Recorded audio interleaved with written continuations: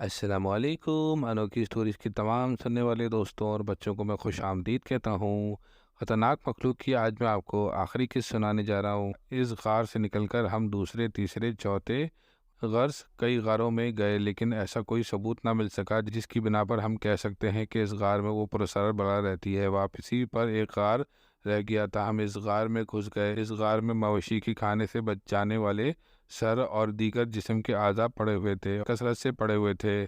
इसमें अब कोई शक बाकी नहीं रहा कि गांव के चुराए गए मवेशी इस गार में लाकर खाए गए हैं। देख लें सर, शक करने का कुछ फ़ायदा हो गया है।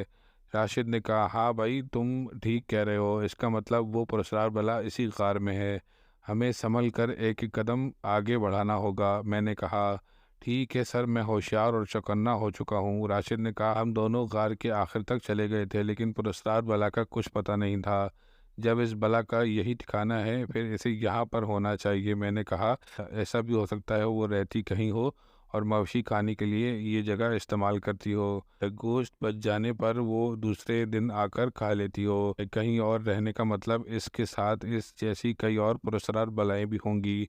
हाँ, ऐसा भी मुमकिन है। राशिद ने कहा, दिन भर हम दोनों ने इस पुरस्कार बला को ढूंढा, लेकिन कामयाबी न मिल सकी। हम दोनों वापस थाने आ गए। हमें इस हद तक कामयाबी हासिल हो गई थी कि हमने वो जगह देख ली थी जहाँ गांव के मवेशियों को लाकर खाया जाता है। राशिद, तुम अपने सिपाहियों के ज़रिए ये पैगाम भिजवा दो कि जैसे ही रात में किसी का मवेशी चोरी हो तो थाने को इत्तला कर दी जाए। ठीक है सर, मैं ये पैगाम अभी भिजवा देता हूँ। राशिद ने कहा, चंद दिन तक गांव से कोई मवेशी चोरी नहीं हुआ। गांव वालों ने भी अब इत्मीनान का सांस लिया। इनके मवेशी चोरी होना बंद हो गए थे। एक रात हम दोनों जंगल में ही थे, से इस बला को आते हुए देख लिया। इसने मुंह में एक बकरी का बच्चा दबाया हुआ था। मैंने अपनी साथी को टॉर्च बुझाने का इशारा किया और झाड़ी की ओर लेकर बैठ गए। इसका रुख हमारी ही तरफ था। मैंने इसके सर का निशाना ले लिया था। वो जैसे ही नज़दीक आई, मैंने गोली चला दी। इस बला के मुंह से एक ज़ोरदार चीख निकली और वो वहीं ढेर हो गई। हकीकत यह है कि कुछ देर तक हमारी इतनी हिम्मत न थी कि इस बला के करीब जा सके। जब अच्छी तरह इत्मीनान हो गया कि वो पुरस्कार बला मर चुकी है, इसका बदन बेहिस व हरकत हो गया है, इसके करीब गए, अच्छी तरह हिला जुलाकर देखा। इसके पर खच्चे उड़ चुके थे। फिर भी इस बला से खौफ आ रहा था। मैंने और मेरे साथी ने इसकी दोनों पिछली टांगों को पकड़ा और गांव का रुख किया। इसे घसीटते हुए जंगल से गांव में ले आए।